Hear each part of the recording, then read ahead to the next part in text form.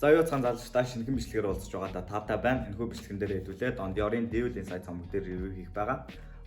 Цомог бол ерөнхийдөө 2019 оны 11 сарын 2-нд Young Club-д нээлттэй хийсэн. Нээлтийн үрээнд цэцээ, Wolfism, Wonderboy, Packrap гэх мэтлэн бас нэлээд олон артистуудыг хамарсан том шоу болсон байгаа.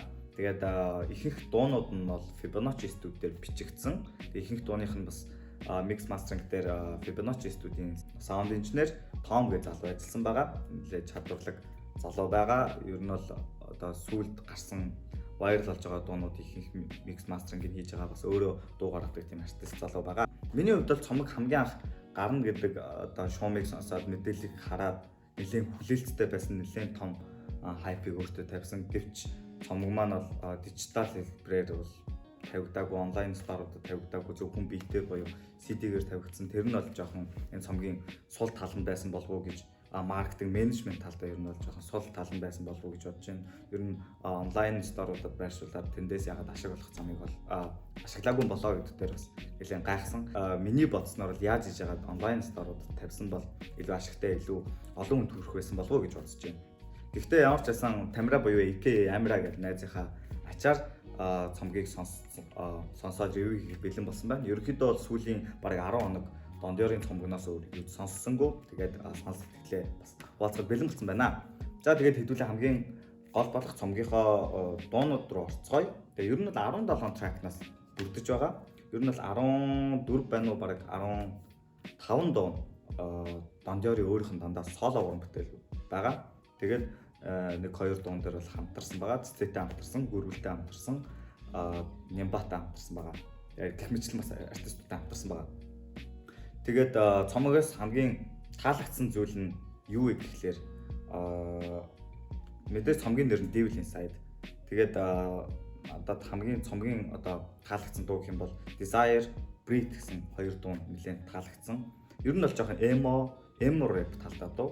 Гэхдээ надад өгсөн мэдрэмж нь юу гэхээр Don Dior-ыг бүрдүүлсэн стил, имиж, одоо дуулж байгаа хэв маяг, flow гэх мэт зүйл нэлээд evil талдаа. Ер нь бол Монголын хипхоп сонсогч нар бол trap, devil, trap, satan, trap одоо evil ч гэдэг юм уу янз бүрээр бас нэлээд эхэлсэн байгаа. Гэхдээ миний энэ цомогт багтсан Desire, Breathe гэдэг хоёр дуун дээр бас Don Dior надад бас angel тал байгаа. Би бас ингээд сахиусан тэнгэр шиг байж чадна гэдгийг бас харуулсан тийм дуу болсон байсан. Тэр нь бол бас нэлээд өөр өнгө төрхөөр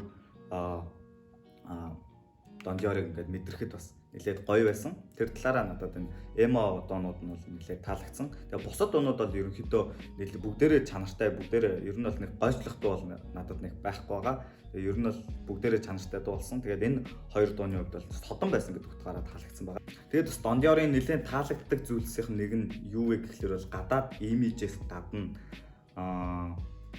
им ASMR гэдэг юм уу, whisper гэдэг юм уу, юм шивнж байгаа хэв маягаар үгэлж байгаа нь бол нэлээд таалагддаг. Яг мэргэжлийн үг хэлхийг нь бол хэлж мэдэхгүй байна. Ер нь нэг юм ASMR шиг нэг юм шивнж үгэлдэг. Тэр нь бол өөрийнх нь flow бичиж байгаа rhymeтэй нэлээд тохирж байгаа юм шиг санагддаг. Миний хувьд нэг юм өөрийнх нь flow нь бол ерөөхдөө нэг үргэлжилсэн үгийн зохиол шиг нэг юм ингээд урсгаад байдаг. Тэрэнд нь нэг юм шивнэх одоо үглэхээр тэр нь бол нэлээд уусч одоо гоё болдог. Тэгээ ер нь бол энэ элементийг бол Billie Eilish, Lana Del Rey гэх мэтчлэн бас нэлээд том артистууд ашигладаг бас гоё элемент байгаа. Ер нь бол Billie Eilish сүүлд бол яг энэ стилээр үнэхээр яг алж байгаа Bad Guy гэдэг дуун дээр бол яг бүтэн юм whisper ASMR хэм маягаар үгэлсэн байдаг.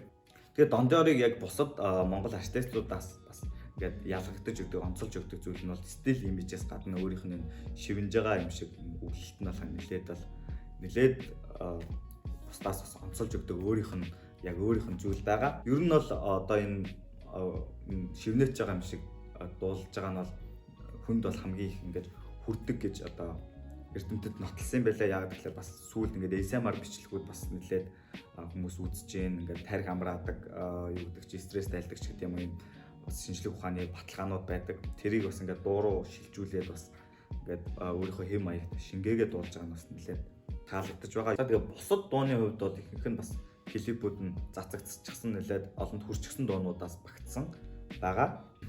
Тэгээд нэлээд сул болсон дуу гэх юм бол энэ Helm тэгээд хар нүх гэдэг хоёр дууг сонгосон. Тэгээд яг ч маш уйдгартай байсан. За тэгээд цомгоо нийтэд нь ингээд яг дүгнэх юм бол нэлээд сайн болсон цомог гэж бодсон. Ер нь бол дижитал хэлбэрээр гаргаагүй нь хамгийн том сул тал байсан болов уу гэж бодож байна. Тэгээд цомгийн бүх дуунуудыг ингээд сонсоод байж хад ер нь бол их дуун дээр ашиглаж исэн мессеж хэлэх гээд байгаа санаа нь бол одоо фейк гаруудыг диис хийсэн, сничийг одоо снич гаруудыг одоо бас үзий ятсан ч гэдэг юм уу тийм утга агуулгатай райм болон панчлайнууд их байсан. Бас мөс буюу айс гэдэг драгнаас хэдүүлээ болцгой, тийм драг хэрэглэгээ болцгой гэдэг уриалгатай панчлайнууд болон текстүүд орж өгсөн байсан бас нэлээд таалагдсан байгаа. Don Dior-ыг юм ASMR ч гэдэг юм уу юм шивнж байгаа хэв маягаараа яг амьд перформанс дээр бас яаж одоо дуулах болоо, амьд перформанс хийхдээ бас хэр байх болбоо гэсэн асуултын тэмдэг надад байсан. Тэрийг бол ерөнхийдөө Хуур Music фестивал дээр болсон дуулсан дуугаараа ер нь бол өөрийгөө баталсан гэж би үзэж байгаа. Ер нь бол үнэхээр гоё фестивал болсон байсан. Миний хувьд бол яг амдаар нь үзээгүй YouTube дээр тавигдсан бичлэгийг үзсэн. Тэн дээр бол яг Don Dior бас ингээд амьд перформанс дээр бас өөрийгөө дуулж чаднаа гэдгийг бол бас баталж харуулсан болов уу гэж бодож байна. Та бүхэн бас үзэж амжаагүй бол үзээрэй гэж хэлэхэд таатай байна. Тэгээд би description хэсгээр бас тэр бичлэгний бас линкийг байршуулчихъя.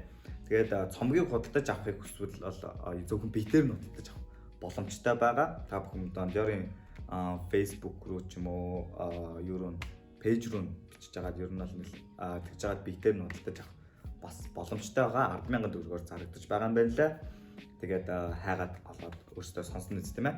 Тэгээд цомгийг та бас сонссон бол сонсогдлээ ямар санагдсан бэ гэдгээ бас комент хэсэгт бичээрэй. Тэгээд бас бичлэг таалагдсан бол лайк дараарай. Тэгээд дараагийн бичлэгээр бол би Silencer-ийн цомог дээр ревю хийхээр шийдсэн байгаа. Тэгээд дараагийн бичлэгт ойрхон байхыг хүсвэл subscribe хийгээд тэгээд ойрхон байж байгаарай. Тэгээд дараагийн бичлэгээр ууслаа. Goodbye.